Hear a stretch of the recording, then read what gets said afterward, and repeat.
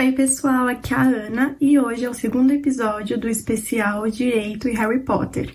Hoje o tema do vídeo é Azkaban. Como que é a vida em Azkaban e qual é a lógica por trás desse sistema criminal que rege o mundo mágico. E antes eu queria já pedir para vocês curtirem o vídeo e se inscreverem no canal para não perder mais nenhum vídeo. A gente sempre faz um especial todo mês envolvendo direito e algum universo literário. Então, para você não perder nenhum, se inscreva no canal. E também já deixa o seu joinha aqui no vídeo, porque vai ser muito bom esse vídeo. Eu vou ficar muito chateada se não tiver joinha. E não esquece de seguir no Instagram e também no nosso blog. É super legal, sempre tem conteúdo novinho pra vocês, feito com muito cuidado e com muita responsabilidade e com análises muito boas. Então, não deixe de se inscrever e acompanhar aqui o que tá acontecendo. Vamos começar falando um pouco sobre o que é Azkaban. A gente falou um pouco no último vídeo do que é a ideia de Azkaban, mas agora a gente vai fazer uma análise bem profunda. Azkaban é uma ilha-fortaleza localizada no Mar do Norte e que ela serve como presídio para o Ministério da Magia britânico. Então, a gente não sabe se ele acaba prendendo pessoas de outros países e tudo mais. Que tem toda aquela fama de ser um lugar horrível e é o destino para as pessoas que cometem os crimes, os delitos de maior relevância no mundo mágico. O que acontece quando você chega em Azkaban? O que acontece quando você chega é que você, como um prisioneiro, recebe o seu número de identificação, que é aquele número que aparece na sua fotinho lá no Profeta Diário. Que a gente vê, a gente lembra daquelas cenas das adaptações dos filmes, do Sirius Black. Então, é aquele esquema lá, aquele número de identificação. Lá, os presos, eles usam uma blusa branca, uma camisa branca com listras cinzas. E outra característica é que eles recebem uma tatuagem no pescoço com esse número de identificação. O que eu acho estranho é que tudo acontece nesse Profeta Diário. Não tem outro jornal de grande circulação. Eu considerei que apareceria no jornal de grande circulação porque o mundo mágico, ao que me parece ser, é meio que uma democracia. Não, eu nunca vi eleições, não posso fazer uma análise muito adentro disso, mas cadê a liberdade de imprensa? Não existem outros meios de comunicação no seu Profeta Diário? Mas aí a gente se pergunta, como são feitos os julgamentos que levam para Azkaban? Lembrando do último vídeo que o juiz, que é a pessoa quem julga, na verdade são 50 juízes, né? Ministros da Suprema Corte da Magia. Mas são 50 juízes, não deixam de ser juízes, e eles analisam o caso. Mas eles analisam e também julgam os casos. Então, quem vai te julgar também tá te acusando. Então você fica com o seu direito de defesa totalmente mitigado, porque você não tem um advogado, você pode pedir para alguém te representar, mas você não tem um advogado, uma pessoa especializada nisso, e você pode rolar testemunhas, mas você precisa se defender de quem tá te acusando e quem vai te julgar. Você tem que convencer aquela pessoa além do que é o razoável, porque o que é o razoável no mundo dos trouxas, que é o nosso mundo, é um juiz imparcial. Essa é a regra. Por mais que, mas existem juízes que não são. Não vamos entrar nesse mérito. No mundo ideal, que é a análise que a gente tá fazendo de Harry Potter, a gente precisa de um juiz imparcial, o que não é o caso. E outro fato muito interessante é que os presos não podem receber visitas. Não entra gente em Azkaban. Só funcionários do alto escalão do Ministério da Magia, assim, raramente eles aparecem lá. Então, os presos, eles não têm contato com outras pessoas, que já é um pouco chocante. E antigamente tinha os dementadores. Então, os dementadores eram só criaturas sombrias, lembrando que eles são criaturas do mal, sombrias, né, que eu falei, e que sugam toda a felicidade que tem ao seu redor, só deixando a pessoa com suas memórias tristes e sem esperança de ser feliz de novo. E agora, eu acho interessante a gente falar um pouco, um assunto mais avançado, mas que eu acho que é pertinente para uma análise completa de Azkaban, que é qual é a finalidade da pena em Azkaban.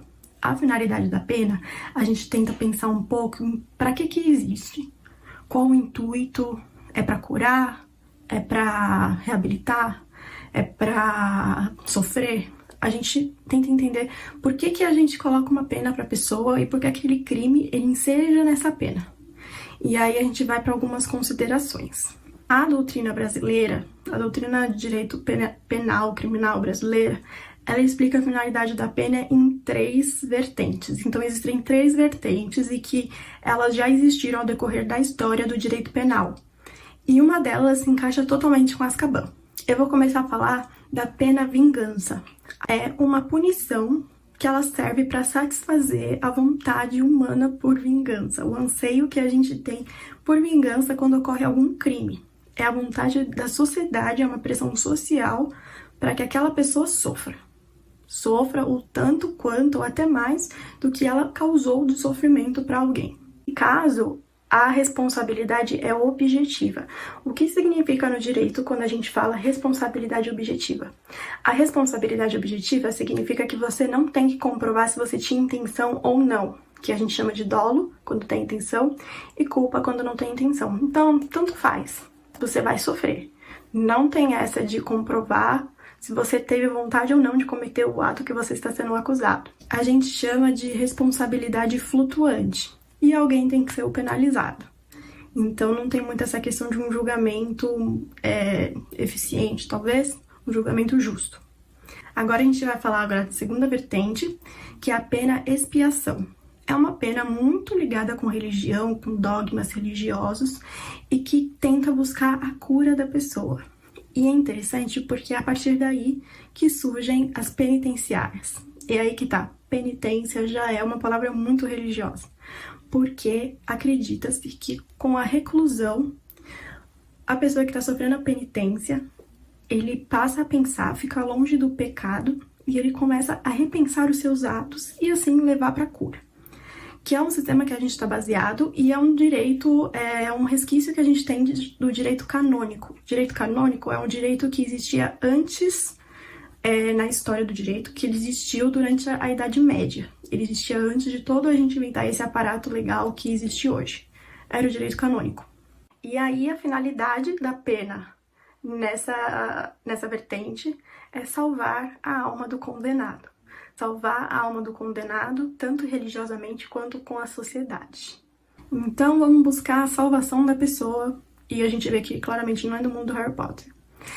E agora, a terceira vertente é a pena justiça kantiana, que é a mais forte das 3. Na doutrina brasileira, né? Porque em Azkaban a gente sabe claramente que é a pena vingança. Mas a pena relacionada aos princípios kantianos, ela segue a ideia de que a pena é algo justo. É uma ideia meio maniqueísta, porque maniqueísmo é quando a gente separa tudo no mundo entre o bem e o mal. É a famosa grande polarização. O que a gente tem que fugir, porque é muito simplista você ser maniqueísta. Ah, existe o bem, então você é o mal. Se é o mal, você é o bem. Não. As coisas são muito mais complexas do que bem e mal. Então, aí já tá um problema de reflexão quanto a esse tipo de pensamento. E outra coisa é que ele se baseia no imperativo categórico da razão do Kant, que é uma questão de não fazer pro próximo o que você não queria que fizessem com você. E outro ponto, a gente é levado a fazer alguns questionamentos, como fazer o mal para quem é mal é bom? Quando o mal fica bom? E aí a gente leva a crer que todo mal merece uma punição, sendo que essa punição ela é pseudo-institucionalizada, mas aí é outro ponto. Então a gente pode entender que toda pena privativa de liberdade em Azkaban é uma pena vingança, que acaba sendo vexatória desde o momento em que você é exposto num jornal para toda a comunidade ver o quão bom é o ministro da magia que conseguiu capturar. Você já vê que tem uma coisa estranha. Por que precisa dessa validação do povo, o Ministério da Magia? E por que eles estão tão ligados com o Profeta Diário? Por que não existe outro jornal? Cadê a oposição? Não tem uma discussão nisso no mundo mágico. Fora que colocam uma marca no corpo da pessoa com um número. É uma morte social e uma morte física também. E aí a gente vai na questão da morte física. Dá pra verificar, por meio dessa análise que a gente faz, que a pena é a morte da pessoa em Azkaban. Seja pelos dementadores, seja todo o contexto de Azkaban, a pena acaba sendo a morte. E aí eu acho interessante a gente separar os 3 tipos de morte que existem.